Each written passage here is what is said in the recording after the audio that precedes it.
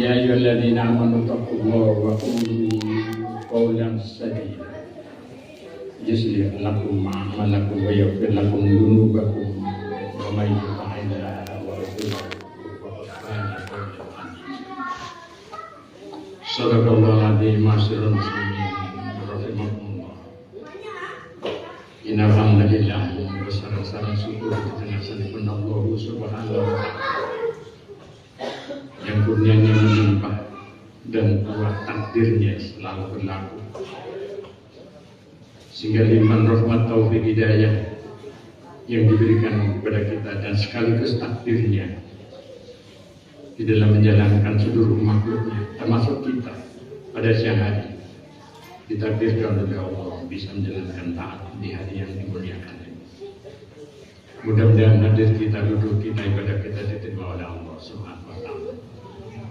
Dan sholawat salam mudah-mudahan terlimpah ke diri Nabi besar Muhammad sallallahu alaihi wasallam sebagai khatamin nabiyyin wa imamil mursalin, dan mudah-mudahan Allah berikan syafaat kepada kita lewat rasulnya di yaumil qiyamah. Masyarul muslimin rahimakumullah, marilah kita bersama-sama meningkatkan takwa kita kepada Allah dengan takwa yang sebenarnya. Takwa dalam pengertian kita tunduk patuh kepada Allah dengan menjalankan perintah dan meninggalkan larangan-larangan.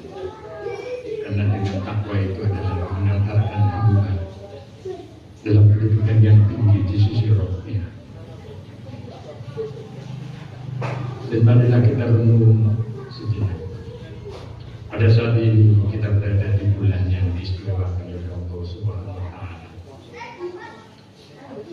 termasuk dari salah satu dari 4 bulan dalam 12 bulan yang Allah pilih sebagai bulan yang afdal, yaitu bulan Rajab. Karena perhitungan ini sudah ditentukan oleh Allah Subhanahu wa ta'ala semenjak zaman azali, sebelum Allah menciptakan langit dan bumi, dengan kalamnya yang sudah berkumandang sejak zaman azali. Allah berfirman, inna iddatas syuhuri indallahi isna asra syahran fi kitabillahi yawma khalaqas samawati wal ardh minha arba'atun hurum dzalika dinul qayyim. Masyarul muslimin rahimakumullah, ayat ini menerangkan kepada kita bahwa bulan-bulan yang Allah tentukan itu Allah sudah ciptakan bersamaan dengan pada saat Allah menjadikan langit dan bumi, dan itu sudah ditentukan dan sudah ditetapkan dan tidak bisa berubah. Karena itulah iddatus syuhur, sehingga dengan demikian maka akan menjadikan hitungan-hitungan yang pasti dalam kehidupan manusia di semesta ini. Namun demikian, dari 12 bulan itu Allah pilih hanya 4 yang Allah agungkan, sehingga disebutkan di dalam ayat itu minha arba'atun hurum, hanya 4 yang dimuliakan, yang diagungkan oleh Allah.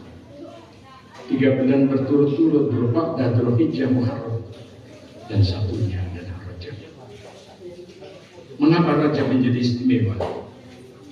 Karena di bulan seperti inilah Rasul menghadirkan manusia terpilihnya, manusia terbaik, khairul bariyah, sebagai penghulu para nabi dan pemimpin para rasul, dengan khatamin nabiyyin wa imamil mursalin. Allah panggil kehadiran Qudusiyah,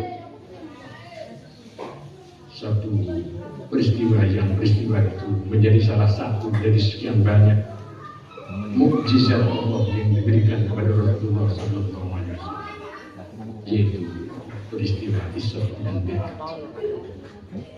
Masyarul muslimin rahimakumullah, kita tidak bicara tentang sejarah Isra, tapi mari kita petik, mari kita tadabbur dari apa yang Allah nyatakan di dalam Al-Quran dengan subhanalladzi asra bi 'abdihi lailan minal masjidil haram ila masjidil aqsa alladzi barakna haulahu min ayati innahu was-sami'ul basir. Ayat ini diawali dengan kata subhan. Allah pilih pilihan katanya memang itu punya makna. Allah memilih dengan kata maha suci. Subhan asra bi'abdi alladzi asra bi'abdi. Maha suci Allah yang memperjalankan hamba-Nya. Allah pilih kata abdi, bukan menyebutkan personal, nama personal Muhammad sallallahu alaihi wasallam. Ini punya makna yang dalam. Sehingga yang disebutkan adalah hamba-Nya. Maka hamba itu adalah tinggi di sisi Allah, tinggi kedudukannya di hadapan Allah Subhanahu wa taala sebagai Rabbul Jalil, Rabbul Alamin. Maka Rasul pun suka disebut sebagai hamba ketimbang pangkatnya sebagai Rasul. Terbukti apabila kita selesai wudu, kita doa wudu dengan syahadu la ilaha illallah wa syahadu anna Muhammadan abduhu wa rasuluh, lebih menelukan hambanya ketimbang Rasulnya. Hanya minat tawabin wa ja'alni minal mutatahhirin. Sehingga kedudukan hamba ini menjadi penting. Maka Maha Suci Allah yang memperjalankan hamba-Nya, bukan hamba berjalan sendiri, ya. Tapi Allah lah yang memperjalankan hamba-Nya. Begitu juga kita semua. Semua ini adalah kita bisa begini, bisa begitu, itu karena Allah Subhanahu wa taala. Karena kekuatan Allah Azza wa Jalla. Bukan kekuatan kita sendiri. Kita nggak punya apa-apa. Kita nggak punya daya, kita nggak punya kekuatan. Makanya bahasa rumusnya adalah la haula wala quwwata illa billahil aliyyil azim. Masyarul muslimin rahimahullah. Allah katakan lagi selanjutnya, perjalanan itu kapan? Perjalanan itu adalah waktu malam. Karena malam itu beda dengan siang. Malam itu maknanya langit, siang maknanya bumi.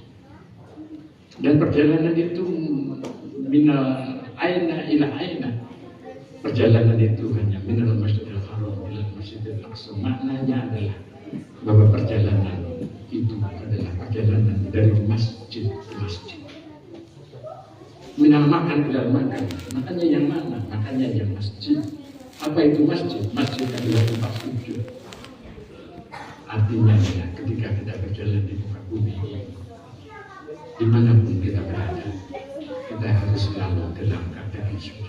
Maknanya adalah tunduk kepada Allah, bukan sujud untuk menundukkan wajahnya di lantai tidak, tapi adalah ketundukan kita, kepatuhan kita, kepasrahan kita kepada Allah. Itulah tunduk, itulah sujud dalam hakikat kebenaran. Artinya seperti itu.